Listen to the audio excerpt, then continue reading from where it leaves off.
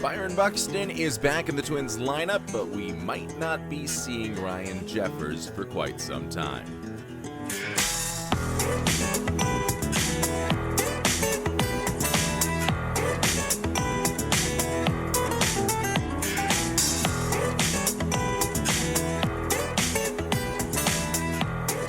Hello and welcome to the Twinkie Town Tavern, where the beer is cold, the Twins talk is hot, and the stools are always open. I'm your host, Josh Kolojeski, inviting you to grab a drink, pull up a chair, and let's talk about Minnesota's 2-1 loss to the Houston Astros. Here's how it happened. Zebby Matthews trying to build off 7 shutout innings in his first start of the season last week, but he's going to get behind early against Houston. Jeremy Pena singles before Isaac Paredes hits a 2-run shot. Those are the first 2 hitters of the game. Not a great start, but Matthews settles in from there, going 6 innings, striking out 6 and allowing 5 hits with no walks. Byron Buxton got back into the lineup after nursing a hip injury for the last 5 days, and he hasn't missed a beat. 2 doubles in the game, and he scores Minnesota's only run on another RBI single by Josh Bell, who stays hot with 3 hits after a 2-homer game on Monday.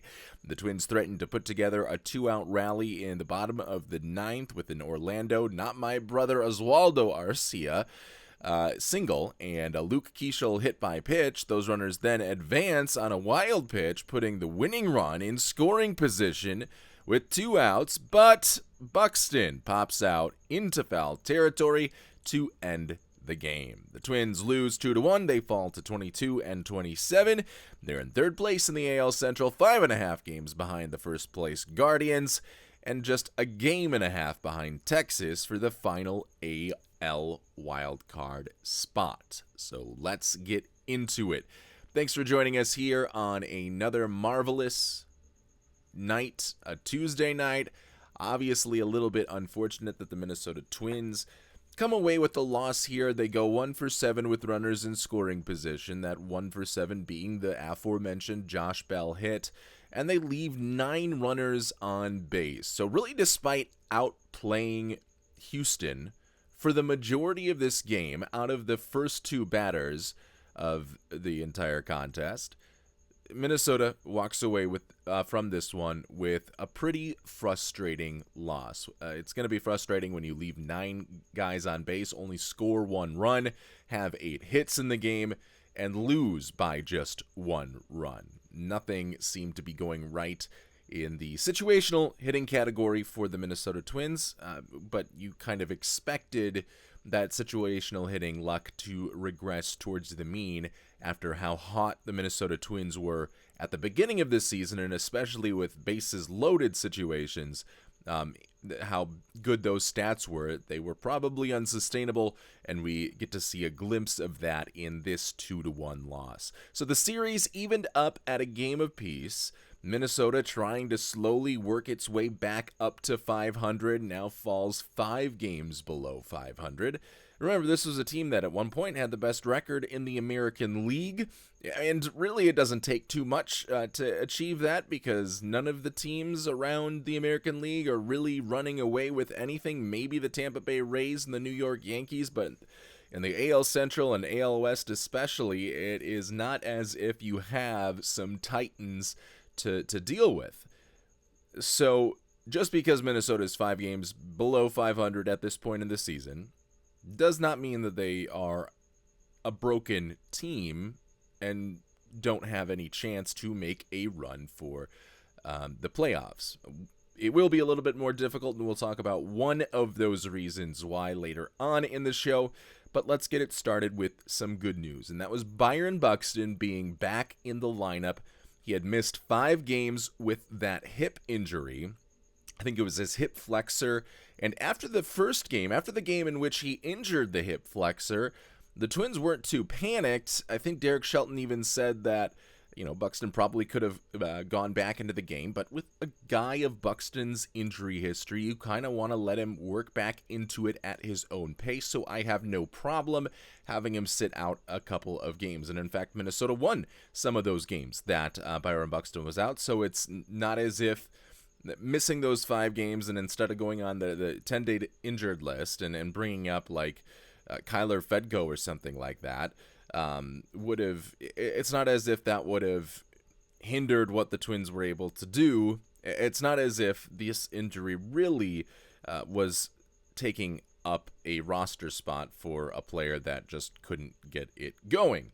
But I think they just wanted to give Buxton ample time to recover from what is a pretty minor wear and tear injury that if this was the playoffs, he probably wouldn't have missed a single game or maybe just one game with that hip flexor injury. So he's back into the lineup, still healthy. Obviously, the narrative on Buxton over the last, 5-6 years has been an inability to stay healthy. We kind of broke that narrative a little bit last year, and now missing just 5 games with an injury, with one of his first injuries of this season, certainly gives you some cause for hope that that narrative can be completely shattered by the end of the 2026 season, but knock on wood there. But not only was he back in the lineup, he also just had a great day at the plate. He squared up pretty much everything that came his way against a pitcher in Jason Alexander. We thought it was going to be Lance McCullers, but it was switched out, the probable pitchers were, and Jason Alexander got the start. No, not George Costanza, a different Jason Alexander, although, George Costanza ran the New York Yankees, so he certainly had his own time in baseball. But this Jason Alexander, much like the New York Yankees, owning the Twins on this night at the very least, or owning all of them except for Byron Buxton, because Buxton able to get no strikeouts in this game, and has an exit velocity of over 90 miles per hour on 3 of his 4 hits. Now, the one that wasn't above 90 miles per hour, it was just 71 miles per hour off the bat, but it was one of his 2 doubles that he had in this game.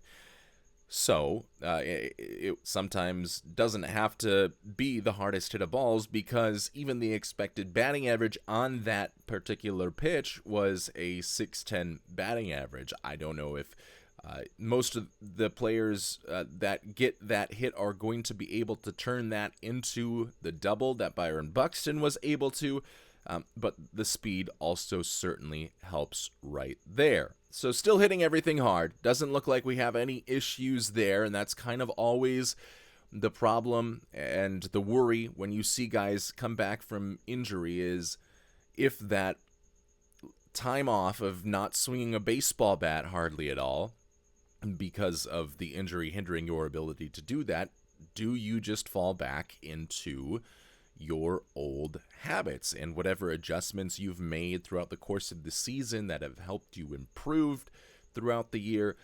Do those just go by the wayside because now you're not having the ability to practice that swing every single day, or to take batting practice and emphasize those adjustments in your swing every single day? It looks like those quick 5 days off did not really matter too much for Byron Buxton. The bat was still flying around. The swing speed on everything was in the red on the Baseball Savant page. So he's still got the strength. He's still got the swing. And he's able to get the job done for the most part until, of course, his final at-bat. And a really good opportunity for Minnesota to try and steal a win, much like the A's did, or much like the Angels did against the A's when JT Ginn had thrown a no-hitter through 8 innings, and then the Angels all of a sudden get a hit and get a home run, and 6 pitches later, the dream was dead for JT Ginn. Not only did he not get the no-hitter, he did get the complete game, but he also got the loss because of that home run. And Byron Buxton had the opportunity to play the same sort of hero that we saw from the Los Angeles Angels in the previous night's game. He comes up, he takes a wild pitch. Both runners are in scoring position. One of them is Luke Keeschel. Orlando Arcia is at third. Keeschel is at second. Keeschel has good enough speed to probably score on a single or force the defense to make a perfect play in order to get him out. Byron Buxton unable to deliver in that situation, but I think we can forgive him there. It's a pop-up flyout, which really I think is, strikeouts, yeah, you're going to get a ton of those. I think the foul out has got to be the most frustrating out in all of baseball because it's a pitch that you didn't get good contact on, and sometimes you're just waiting for it and hoping and waving it into the stands, and it's not even a play where you really run out of the box because you can tell almost immediately that it's a foul ball. So you're just standing there waiting an extra 5 seconds and hoping that the third baseman or first baseman or left fielder, right fielder just don't have enough range to catch up to wherever it was on time. And by the way, this pop-out was still hit hard. It was just not squared up like the 2 doubles were for Byron Buxton in his 2-for-4 performance. But you're just watching it then fly harmlessly into the glove. And the best case scenario is, okay, now I've just another strike on me and I'm further behind in the count, or maybe I stayed alive. That's the best case scenario that you get when you have a foul ball that teeters on the edge of potentially going out of play or staying in the field of play. And obviously the worst case scenario is being called out for that and kind of just having to stand at home plate and put your head down and walk slowly back to the dugout. And in this case, it was the play that ended the game. But another opportunity for the Twins to kind of show some of their grittiness on a night where the bats just were a bit too cold outside of Byron Buxton and the Josh Bell RBI single. Bell had 3 hits in this one. I believe it was the 3-hit night the other night when he had his 2 home runs. So he has 5 of the Twins' last 5 RBIs in the last 2 games in which the Twins have combined to score 7 runs. So getting on a hot streak just a little bit. And again, Chris Atterbury and Dan Gladden emphasized how hot Josh Bell can get during their game, during the broadcast. And if we can get Josh Bell rolling now for a couple of weeks and he's having a bunch of these multi-hit games, maybe he can fill in part of the gap that is going to be missing over the next 1 to 2 months because of Ryan Jeffers' injury, which again, we will talk about later in the show once we finish our analysis of Minnesota's 2-1 loss to Houston. So it was nice to see Byron Buxton come back, and it was nice to see Byron Buxton just pick up where he left off for the most part. Obviously, he was hitting a ton of home runs before, but you're still getting a ton of doubles, and the power is going to come back. Buxton with 15 home runs is up there in the leaderboards. He's on pace to hit over 40 home runs so far this season. So it's nice to have your best hitter, your best player, and perhaps now your best case for an all-star back in the lineup on a consistent basis.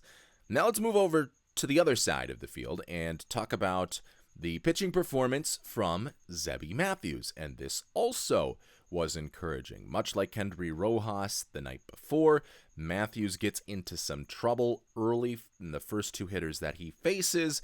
Rojas was able to get out of the jam without allowing any runs. Unfortunately, Matthews was not. He gives up a single to the leadoff hitter and then a 2-run home run, and it looks like, okay, maybe that 7-inning scoreless win was maybe just a mirage, and this is going to be Zebby Matthews, who, typically is able to have control and is able to have good stuff, but for whatever reason, it just gets battered around the ballpark by major league hitters, whereas it doesn't in AAA. And that had kind of been the case in Zebby Matthews' career up until late last year, and then obviously with his start last week. But there was obviously the concern growing after those first 2 hitters that, is now Zebby Matthews going to unravel? And the answer to that question was no, he was not going to unravel. And now he is kind of becoming the pitcher, or having the profile of the pitcher that he had in AAA and in AA, which was a guy that can get strikeouts a good amount, maybe not over 9 strikeouts per 9 inning. Maybe that's not the exact rate that you're getting. Maybe it's more like 7 per 9 inning, 8 per 9 inning.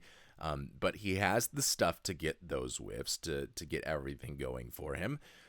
the problem at the major league level was, whether it be because of fear, because of nerves, just seeing a big imposing major league hitter in the batter's box ahead of you, and kind of feeling the need to nibble a little bit more than leaving some of these pitches up and over the plate, even though, like, the batting average on fastballs right down the heart of the plate actually isn't that high, or isn't as high as you would expect it to be. So you can still go right at hitters, and Zebby Matthews was not doing that. But the good news is that after, I believe it was an 8 strikeout day in his first start, he gets 6 right here, and in neither of those starts did he walk anybody. And that is despite, much like we talked about with Kendry Rojas, half of his pitches being actually in the zone, half of them being out of the zone. That was exactly the case for Zebby Matthews. He totals 100 pitches here in his second start this season, and 50 of them were in the strike zone. Not 50 of them were strikes, because obviously you're going to have hitters swinging at pitches that are out of the zone, and for whatever reason, it was a complete equal 50 pitches that were outside of the zone. But if you can keep guys off the base paths and still have just like that 50-50 split of pitches actually being in the strike zone proper, I mean, that tells me that you are getting ahead in the count early and using that fastball in the lower parts of the zone. And for Zebby Matthews, the fastball was kind of all over the place. And his slider, although it did get some swing and misses, the slider just kind of seems like a curveball that is refusing to go full measure. It's a half measure curveball in the way that it moves, because it doesn't really get the break away, or at least tonight, it didn't really get the break away from right-handed hitters. It just kind of dives down, just not as far down as Matthews' curveball does. But the pitches that I really would like to see Matthews incorporate even more than he did, because, I mean, his fastball was at 40+%. You're going to see that with a lot of starting pitchers, especially younger starting pitchers that might not have a lot of confidence in how their secondary stuff will play at the major league level. But the changeup is getting a whole lot of run from Zebby Matthews this season, and it has the most horizontal break of any of his pitches out of the hand. So the changeup got, I believe, a 50% swing and miss it, but the problem with the changeup is the lack of ability so far to have consistent command of it to pound the strike zone, so that it's not just a put-away pitch, but it's a pitch that you can use earlier in the counts without falling behind. For Matthews, unfortunately, it's been a little bit hit or miss as to whether, if he does go first pitch changeup, that changeup finds its way into the strike zone. And so now you're just kind of limited into how you use it if you can't consistently throw it for strikes and show hitters that you can throw it for strikes, because it is a nasty pitch.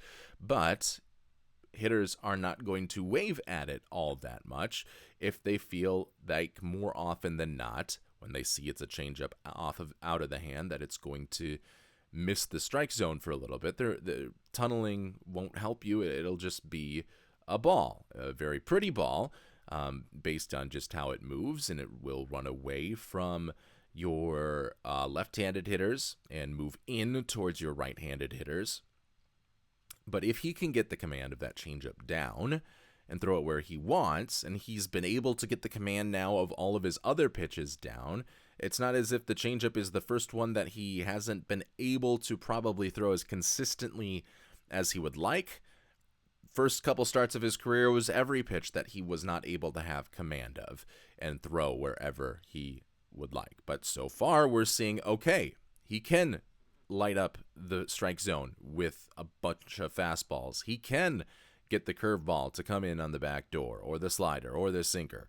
He can get all of that, but now it is, let's refine this changeup. Let's refine where we want to put this changeup against most of the hitters that we go up against, so that we can use that changeup early on in counts and keep our hitters even more off balance.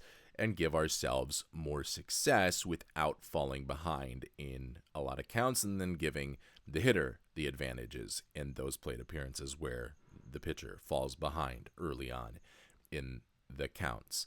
Another big thing for Zebby Matthews was after those first two hits, the hit and the home run, and that being the only runs the Astros scored, it shows the good mindset of just bouncing back. And much like we talked about a little bit ago, I think a couple shows ago, how Bailey Ober in 2025, if he did not have his best stuff, or he did not have good command and a good feel for his pitches that are not these dominant pitches in terms of just their pure movement profile, in 2025, that would mean a big blow-up, ugly start in which a team puts up a couple of crooked numbers against Bailey Ober, and he only lasts like 3 1/3 innings.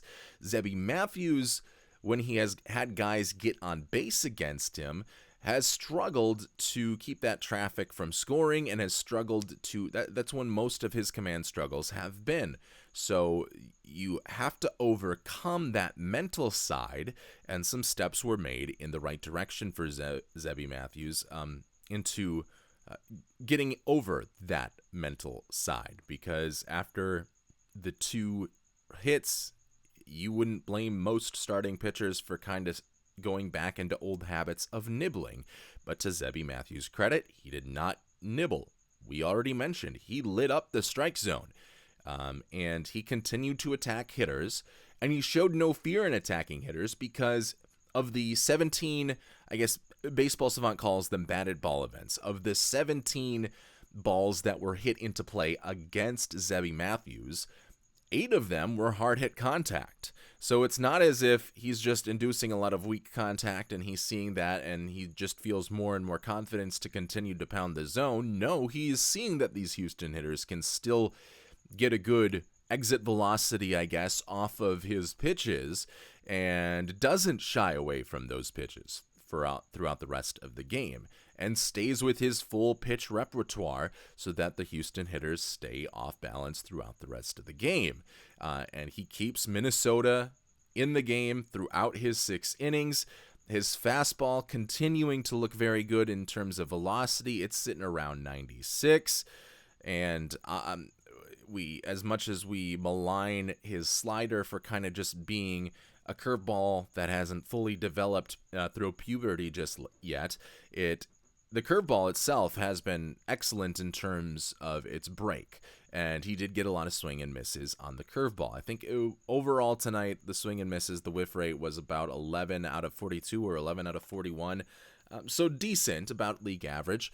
But I think as you see Matthews kind of exhibit his ability to throw his changeup for called strikes a little bit more, and to not hang those changeups. It's always weird because you don't want to be a nibbling sort of pitcher, but also with the changeup, you just don't want to leave that up in the zone. You still want to throw it for strikes, but you have a lot less margin for error. A fastball, again, down the middle, you can get away with that time and time again. Every once in a while, a hitter will be able to catch up with it and make some good contact on it. A changeup, if it is left up, if it is a mistake, you're going to have a much harder time as a pitcher. So you have this lower third of the strike zone that you kind of want to use if you are going to establish that changeup early. And if he does, I think that whiff rate goes from what is a league average whiff rate to even more, because then you're tunneling your pitches a lot better. And now you are forcing the hitter to know that I can throw this changeup for a strike, and it's a 1-2 count right now. You're not going to just be able to spit on this pitch, because there is a chance that it does hit the bottom of the zone, and then that's when you get them to expand the zone, and the changeup runs out of the zone a lot more, but they've already committed to the swing. And then that means in their next step at against you, okay, now I got to look for the fastball down in the zone. Do I need to speed up my swing? Do I need to wait back on the changeup?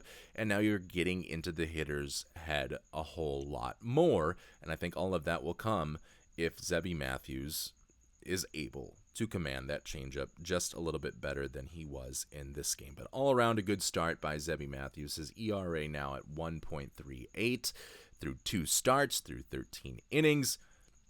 Let's hope that this can be a consistent sort of outing that we see from Zebby Matthews every 5 days, because if so, that is just another starting pitcher in what is becoming kind of an embarrassment of riches at the starting pitcher position, despite Pablo Lopez, your de facto ace entering the season, missing the entire year with a torn UCL.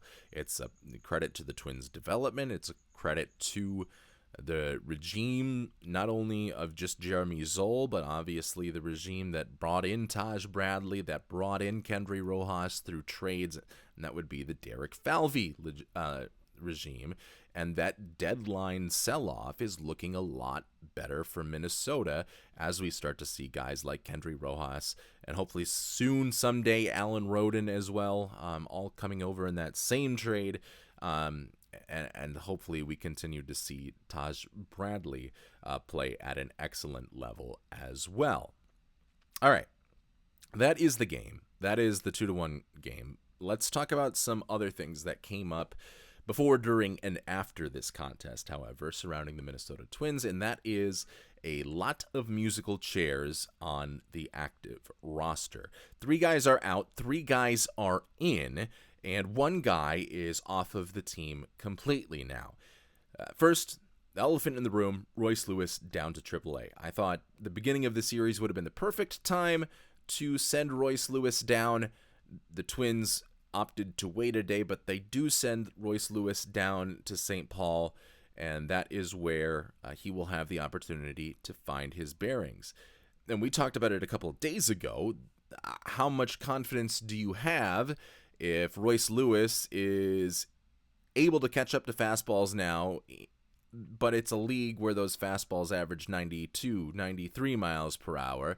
Do you still have confidence that he'll be able to catch up to those fastballs at an average of 97, 98 miles per hour at the major league level?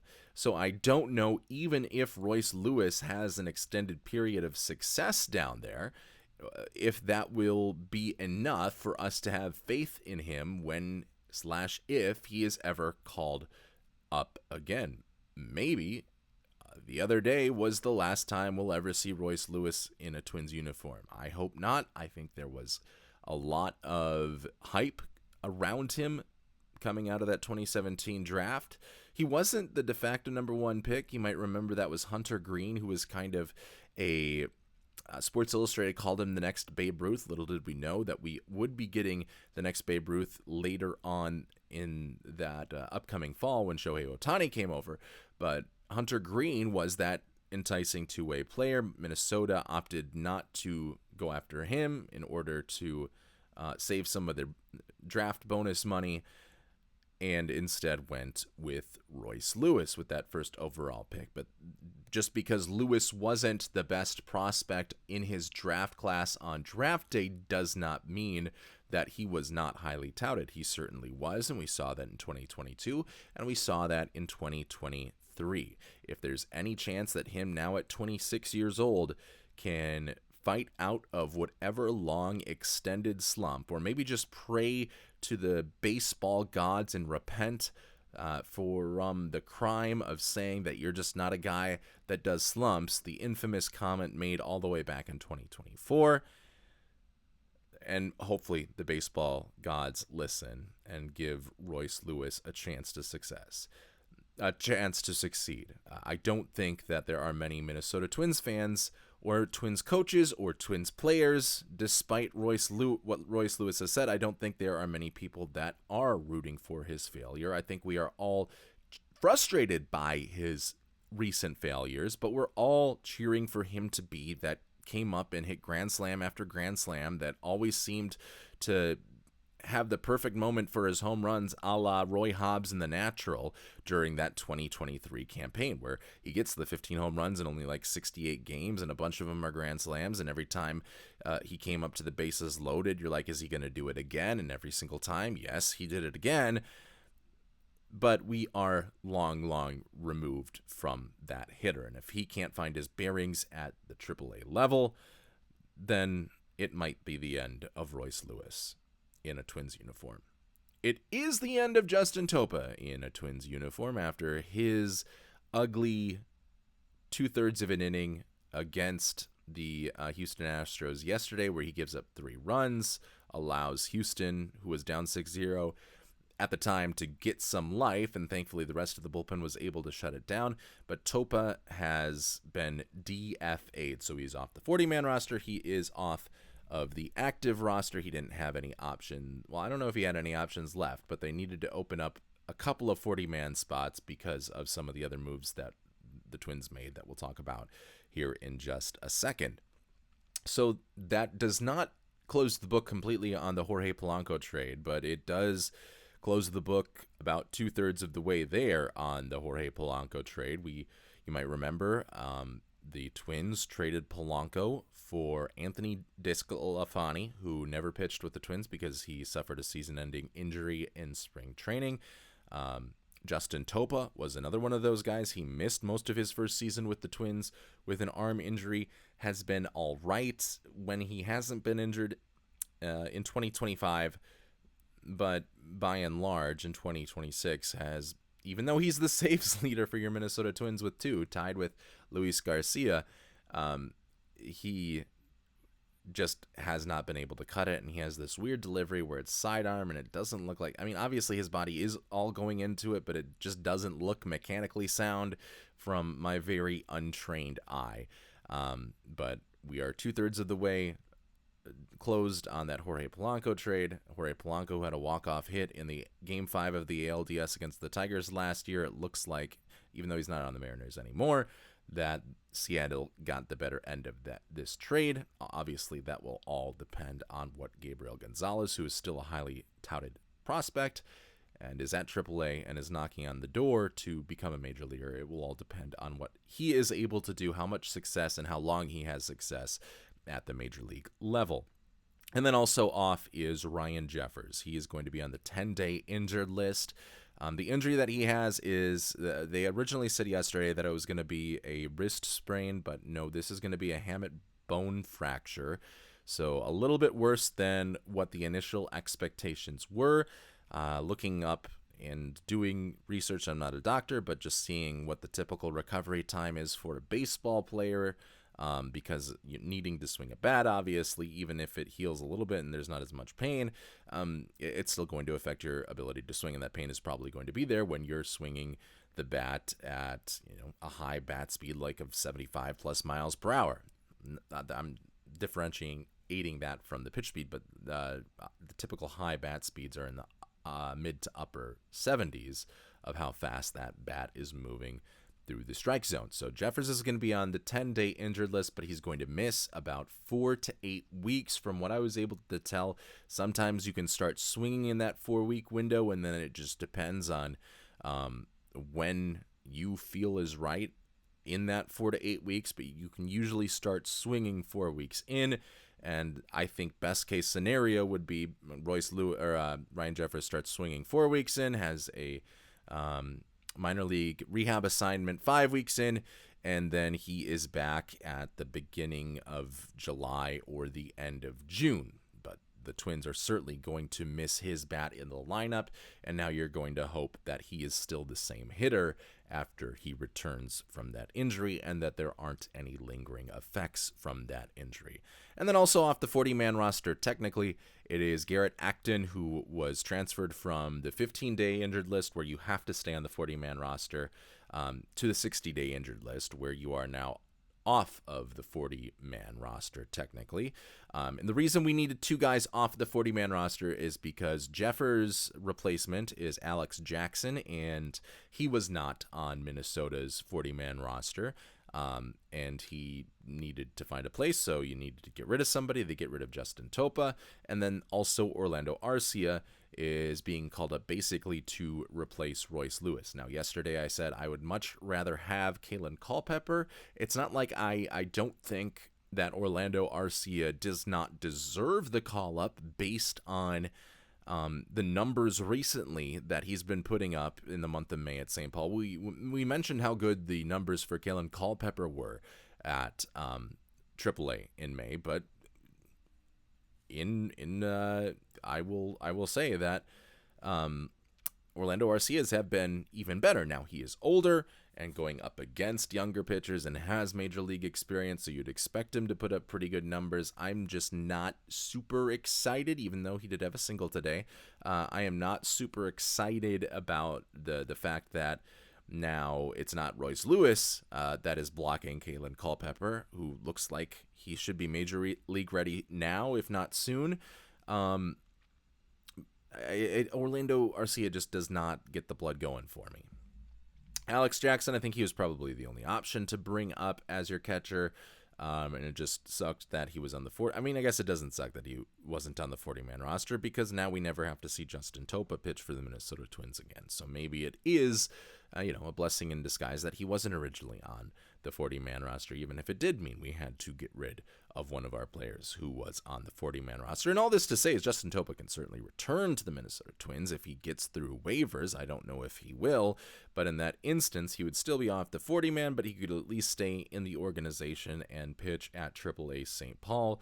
And if we got into a pinch for relievers later on in the season, you could just, again, add him back to the 40-man roster and remove whoever you would need to remove at that point. And then Travis Adams, another part of this no-name bullpen. And typically, the no-name Miami Dolphins defense or whatever of the 80s and 70s, they were no-name in a complimentary fashion. So far, the Twins no-name bullpen has been used as a kind of derogatory nickname because of how bad they've been and because of the essential baseball anonymity of the players that are being called up into this no-name bullpen. But it'll be Travis Adams. I think he pitched in tonight's game and had a clean inning, so that's some good news there.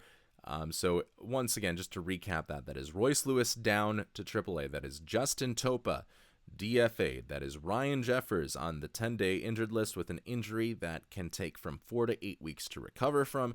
Garrett Acton transferred from the 15-day injured list to the 60-day injured list. And then up for your Minnesota Twins are Travis Adams, Orlando Arcia, and Alex Jackson. So a lot of interesting new roster shuffles, and we'll see how all of that comes into play over the next few weeks. With Jeffers going to probably miss a lot of time. Royce Lewis going to need some time to find his bearings if he ever does down at St. Paul. You're going to see a lot more of Jackson, Arcia, and Travis Adams in the foreseeable near future of the Minnesota Twins baseball team. Up next for the Twins, they go for the series win in the rubber match against the Astros this afternoon. It'll be Joe Ryan from Minnesota. He's 2-3 with a 3.20 ERA. He's going up against Mike Burrows, 2-5 with a 5.72 ERA.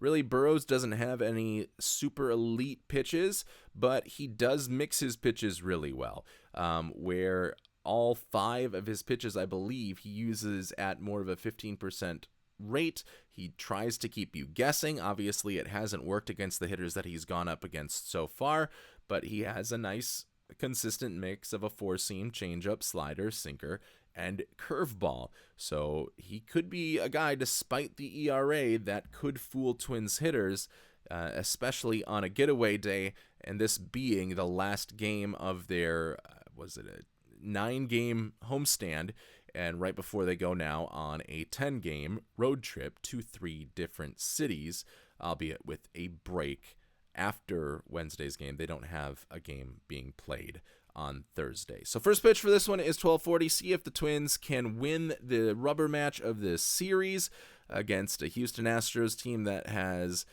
been well below the expectations in the 2026 season and is still missing a lot of guys that are feared on that roster. That is the last call for the Twins Talk tonight. Thanks for pulling up a stool and joining the conversation at the Twinkie Town Tavern. We'll see you back here after the next one. Go Twins!